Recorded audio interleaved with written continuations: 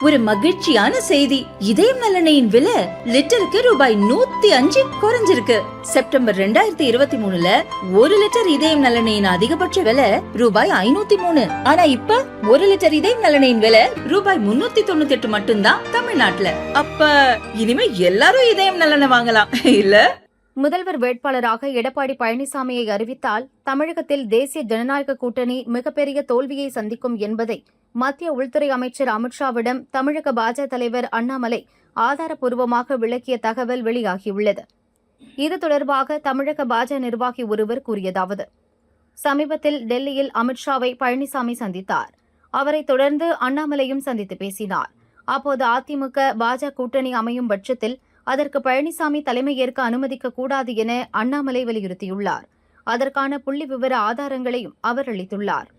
அதாவது 2024ஆம் ஆண்டு லோக்சபா தேர்தலில் அதிமுக 20% ஓட்டுகளை பெற்றது. பாஜக தலைமையிலான தேஜ கூட்டணிக்கு 18% கிடைத்தது. கடந்த 2014, 2019 ஆகிய லோக்சபா தேர்தல்களை விட 2024ஆம் ஆண்டு லோக்சபா தேர்தலில் தேஜ கூட்டணி ஓட்டு சதவீதம் அதிகரித்துள்ளது. இதற்கு அதிமுக ஓட்டு வங்கியில் ஏற்பட்டுள்ள சரிவுதான் காரணம். ஜெயலலிதா, தோழி சசிகலா மற்றும் அமமுக பொதுச் செயலர் தினகரன் ஆகியோரை கட்சியில் இருந்து நீக்கிய பின் நடந்த 2019ஆம் ஆண்டு லோக்சபா தேர்தல், 2021ஆம் ஆண்டு சட்டசபை தேர்தலில் முக்குலத்தோர் சமுதாய ஓட்டுகள் கணிசமாகவே அதிமுக பாஜக கூட்டணிக்கு கிடைத்தன. ஆனால் பன்னீர்செல்வத்தை நீக்கிய பின் நடந்த தேர்தலில் முக்குலத்தோர் சமுதாய ஓட்டுகள் குறைய துவங்கிவிட்டன. ராமநாதபுரத்தில் பலாப்பழம் சின்னத்தில் போட்டியிட்ட பன்னீர்செல்வம் அதிமுகவை பின்னுக்கு தள்ளி 2ஆம் இடத்தை கைப்பற்றினார். 3ஆம் இடத்திற்கு அதிமுக தள்ளப்பட்டு 9% ஓட்டுகளுடன் டெபாசிட் இழந்தது.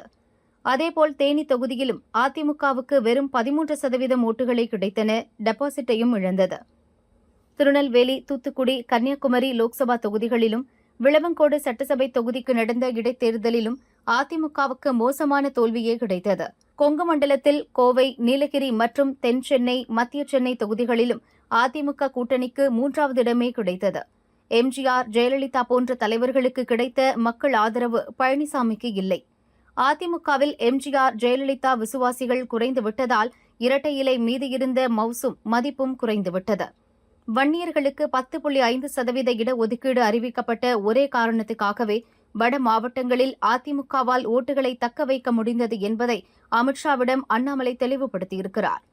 மேலும் நாடார், முக்குலத்தோர் உள்ளிட்ட சமுதாயங்களின் ஓட்டுகள் அதிமுகவுக்கு குறைந்து வருவது குறித்தும் அதற்கான காரணங்கள் குறித்தும் அமித்ஷாவிடம் அண்ணாமலை பட்டியலிட்டுள்ளார்.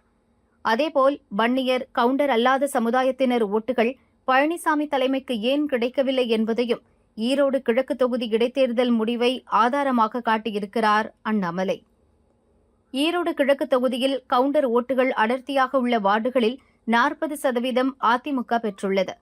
ஆனால் நாயுடு, செங்குந்தர், தலித், அருந்ததியர் கணிசமாக வசிக்கிற பகுதிகளில் உள்ள ஓட்டுகளில் 12% மட்டுமே பெற முடிந்துள்ளது. எனவே தொடர் தோல்வி கண்டு வரும் பழனிசாமியை முன்னிறுத்தி வரும் சட்டசபை தேர்தலை சந்தித்தால் தேஜ கூட்டணிக்கு பின்னடைவுதான் ஏற்படும். பழனிசாமி தலைமை இல்லாத அதிமுகவுடன் கூட்டணி அமைப்பதுடன் முதல்வர் வேட்பாளராக வேறு ஒருவரை அறிவிக்க வேண்டும் என்றும் அமித்ஷாவிடம் அண்ணாமலை கூறியுள்ளார் என அந்த நிர்வாகி தெரிவித்தார்.